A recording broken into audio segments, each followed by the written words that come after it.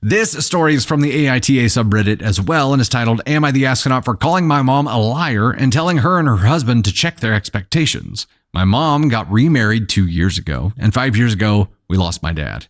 I, 16, was 11 when he died, and my sister Sky, 14, was 9. My mom's husband, George, is a widower too, technically. Though he was separated from her for a few years, and his kids, now 11, 10, and 9, don't know their mom. So this means they feel like they were always missing that perfect nuclear family, while Sky and I already have that. We lost it when our dad died, but that is still our perfect nuclear family, and we did not feel like we were missing out on having another dad, and we didn't wish for more siblings. But Mom and George expected me to see all 4 kids as equal siblings. They expected me to do for my step-siblings what I do for Sky. My mom expected me to baby my step-siblings the way I used to baby Sky. They expected me to be physically affectionate with my step-siblings because I hug Sky and kiss her on the top of the head. I sometimes pick her up when we play fight. They expected all of that because George's kids never had their mom. In December, I had to write a fake will for my homework. I basically left everything to Sky with some stuff for my mom. George read the thing over my shoulder as I finished it up, and he told my mom I didn't leave anything for his kids in this fake will. They asked me about it the next day, and I was like, Sky's my sister. Of course, she'd get almost everything. The 3 of us started therapy after that. They said they noticed that Sky and I don't treat George's kids the same, and the fake will was alarming because it would break the kids' hearts if that were a real scenario.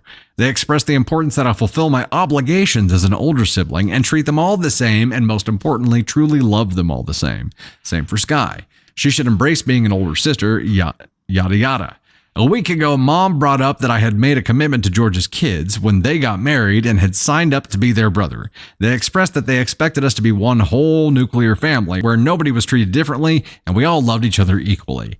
They said that was what they were going to demand from us as the 2 oldest and the ones who are not showing that they love everyone. When my time to speak came, I called my mom a liar for saying I had signed up for anything, and I said I never signed off on her getting married or being a sibling to anyone other than Sky, and technically, I didn't sign up for that, but I was because I love Sky.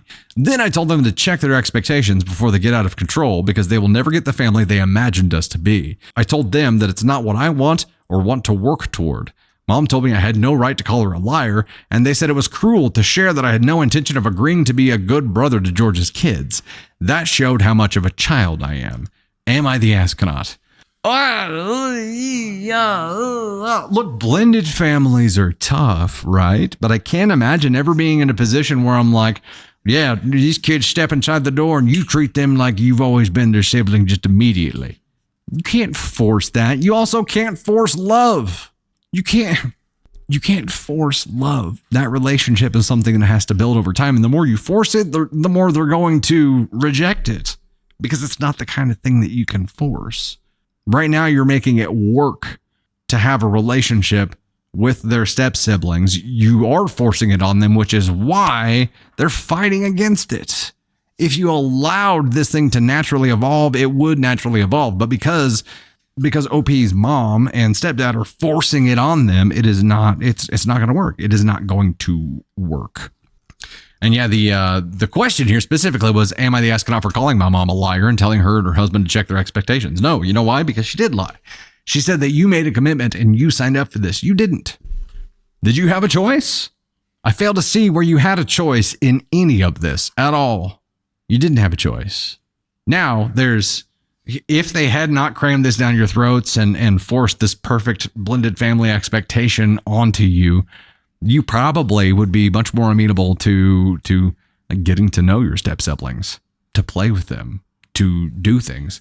But because they're forcing it on you, that's a much slower process. And they have to understand that. It is not magic.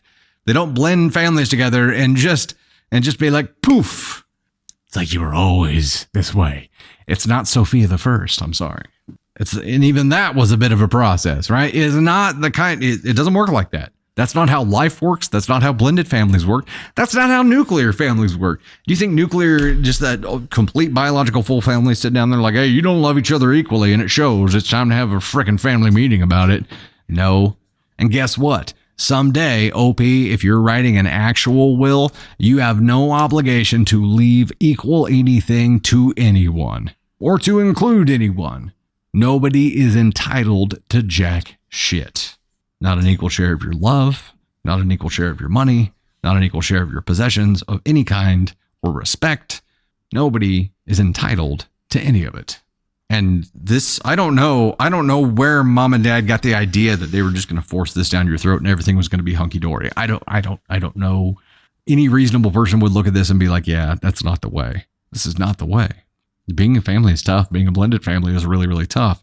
Can you imagine, Candy Thunder, if we had tried this on our kids? They would hate each other. Yeah, it takes years. It takes years for them to really mesh. And had we tried to force it on them, it would have never happened. There'd be too much pressure on it.